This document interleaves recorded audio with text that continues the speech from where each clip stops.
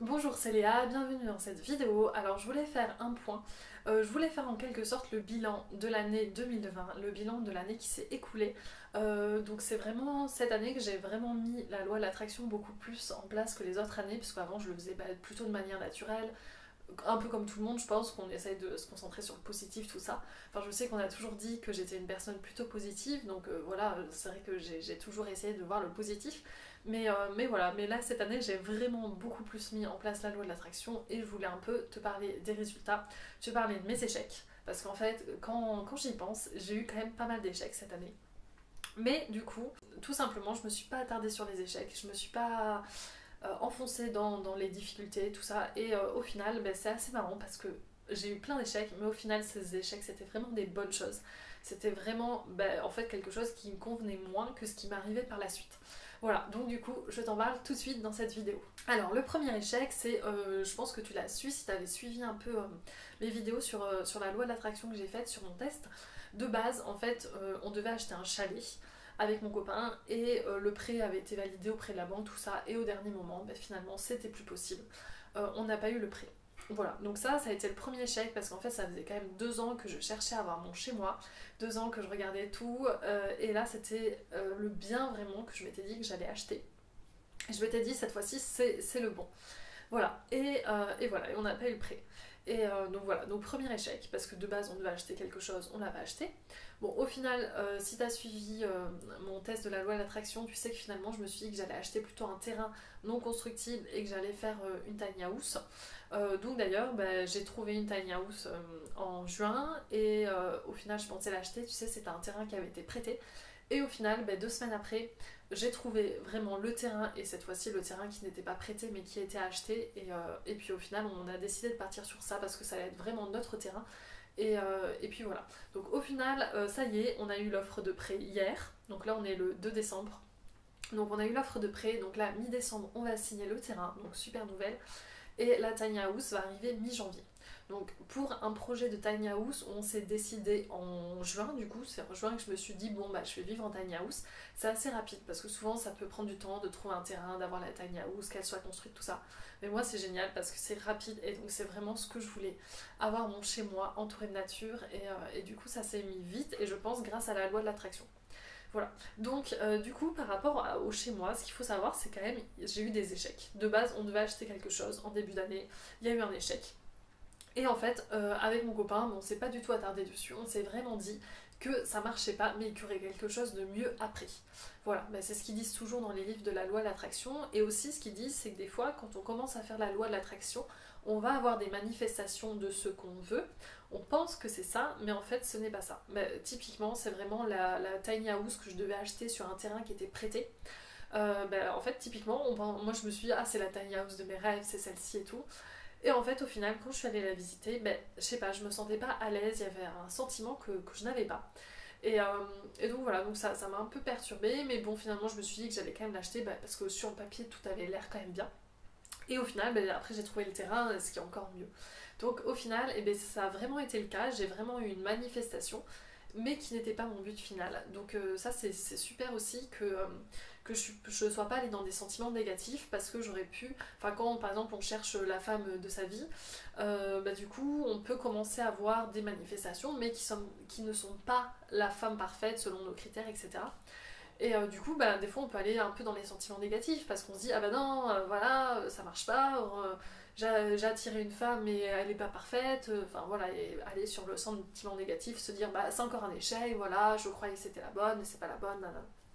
Donc voilà, donc vraiment les manifestations, il faut rester cool et puis avancer notre chemin, et c'est ce que j'ai fait. Et 2 semaines après, il y a mon terrain qui a avancé. Donc voilà, donc ça c'est super parce qu'au final en 2020, du coup on a attiré notre chez nous, on va l'avoir vraiment en 2020 vu que normalement on devrait signer mi-décembre. Donc c'est super, et alors que de base c'était complètement un échec. De base on n'avait pas le prêt, de base je me disais je vais jamais avoir mon chez moi parce que si j'ai pas l'argent ça va pas le faire, tout ça. Et au final j'ai trouvé notre solution. Pareil, autre échec, en fait on s'était dit qu'on allait faire une transatlantique avec mon copain, et que du coup on allait partir d'octobre à décembre à peu près, de mi-octobre à mi-décembre. Et on avait trouvé un plan où le plan de la transatlantique, on était en fait nourris, C'était gratuit et puis on avait notre billet retour de payer. Donc c'était quand même un bon plan parce que bah, du coup on n'avait rien à débourser et même on avait notre billet retour de payer. Voilà, et en fait à cause du Covid, du coup le bateau n'est pas venu en France, donc il n'y avait pas besoin de le convoyer pour faire une transatlantique. Voilà, donc c'est tombé à l'eau et après du coup c'était quand même un bon plan parce qu'après tous les autres plans qu'on voyait, en fait c'était des plans où il fallait plutôt payer notre nourriture, par exemple payer 15 € par jour pendant 5 semaines, donc bon c'est pas non plus énorme mais bon si on paye 15 € fois 5 semaines plus le billet retour, ça revenait beaucoup plus cher que le plan qu'on avait trouvé. Et au final, moi, quand j'ai fait du bateau en août, je me suis rendu compte que c'était pas pour moi, que j'allais pas faire 5 semaines sur l'eau, que je me sentais pas capable, c'était trop, trop d'un coup. Et au final, on a trouvé aussi un plan où mon copain est payé. Donc voilà, donc c'est génial parce que non seulement mon copain, il a pu réaliser son rêve de faire une transatlantique, rêve qui de base était aussi mon rêve, mais finalement, moi je me suis dit que j'allais pas le faire. En plus, il est payé, alors qu'avant, il était clairement pas payé, il était toujours bénévole. Il est payé, la nourriture aussi est gratuite, donc comme dans le premier plan. Et pareil, son billet retour est pris en charge. Donc c'est vraiment pareil, sauf qu'en plus, il est payé. Donc ça, c'est vraiment génial. Et en plus, le bateau, c'est un bateau carrément mieux. Donc il est trop content. Donc pareil, ça en fait on est resté dans des bonnes ondes parce que on avait prévu ça donc depuis je pense janvier ou même peut-être avant, le plan avait été validé. Et au final, on n'a pas pu tout ça. Et en septembre, on savait toujours pas si on partait, mais en fait, on était resté dans le bon truc, en essayant d'attirer, en répondant tranquillement à des annonces, mais vraiment tranquillement. Et en fait, un mois avant de partir, à peu près, je crois mi-septembre ou même fin septembre, il a su qu'il était pris dans ce truc payé. Voilà, donc au final, c'était parfait parce qu'on a réussi à faire ce qu'on voulait. Moi, du coup, ce qui a été prévu, c'est que je le rejoigne aux escales. Donc c'est ce que j'ai fait. En fait, ce qui était cool en plus, c'est qu'il y avait 2 semaines d'escale aux Canaries. Donc je suis allée le rejoindre 2 semaines, pile poil après, pile poil au début où la France se confine. Donc c'est parfait, j'ai pu profiter de la liberté pendant 2 semaines. Et au final, comme je voulais pas rentrer en France, je suis restée 2 semaines de plus aux Canaries. Et puis de base, je devais le rejoindre en Martinique, mais du coup, à cause du confinement, je n'y vais pas. Mais au final, je m'en fiche parce que j'ai quand même voyagé pendant un mois aux Canaries et ça n'a pas de prix, surtout quand la France était confinée. Voilà, donc au final, quand on pense à tous nos objectifs de 2020, de base, la plupart de nos objectifs, ils n'étaient pas atteints. De base, on n'avait pas notre maison. De base, le grand projet de voyage, c'était plus possible à cause du Covid. Et en fait, tout ce qu'on a fait, c'est qu'on a attiré des choses encore mieux, à quelque chose où mon copain est payé, quelque chose, la maison qui est encore mieux, où on a encore plus d'excitation, encore plus de projets par rapport à ça. Et voilà, et en fait, alors que de base c'était des échecs. Donc en fait, c'est ça qui est assez marrant, c'est qu'on a eu une année de fou, on est parti plein de fois en voyage, on a vraiment bien profité. Bon, moi, il y a juste le truc où c'est dommage, je ne vais pas en Martinique, mais je me dis, c'est pas grave, je retournerai en Martinique plus tard. Je m'en fiche, j'ai quand même profité un mois aux Canaries, donc je vais pas non plus râler.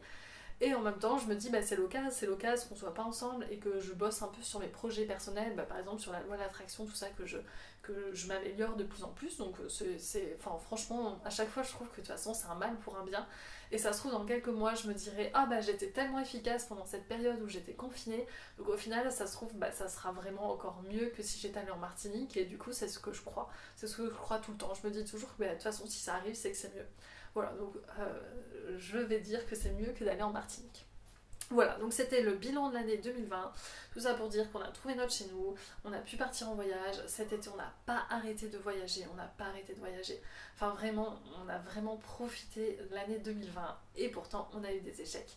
Et voilà, et puis là, on commence à faire notre liste de 2021 et ça va être génial parce qu'on a plein de projets aussi. Et puis on verra ce que ça va donner. Et voilà. Donc vous, n'hésitez pas à recenser en fait les échecs que vous avez eu des fois. Et est-ce que par la suite ça aboutit à quelque chose de bien? Est-ce que c'est un mal pour un bien? Est-ce que vous avez eu des choses encore mieux par la suite? Est-ce que ça vous a appris des choses sur vous-même? Voilà, moi en tout cas c'est vraiment ça et n'hésitez pas à liker la vidéo, à mettre dans le commentaire et à faire aussi votre bilan de l'année 2020, ce que vous en avez retiré ou pas. Moi vraiment ce que j'en retire c'est que vraiment on a une année de fou et vraiment c'est grâce à la loi de l'attraction. Et aussi c'est qu'on a eu plein d'échecs mais en vrai au final on a été carrément gagnant donc voilà. Donc maintenant je resterai beaucoup plus cool par rapport à ça. Voilà, merci, au revoir.